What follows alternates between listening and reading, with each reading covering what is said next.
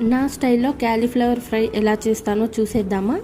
So first అయితే cauliflower అంతా కూడా చాలా చిన్నగా కట్ చేసుకోవాలి వీడియోలో చూపిస్తున్నట్టుగా. సో పురుగులు ఏవి లేకుండా చూసుకోండి. తర్వాత వాటర్లో శుభ్రంగా కడిగేసుకొని ఒక్క చుక్క నీరు లేకుండా ఈ క్యాలీఫ్లవర్ ముక్కలు డ్రైగా ఉండేటట్టు చూసుకోండి. తర్వాత ఒక బాండి పెట్టేసి అందులో ఆయిల్ వేసేసి ఆయిల్ బాగా హీట్ ఎక్కనివ్వాలి.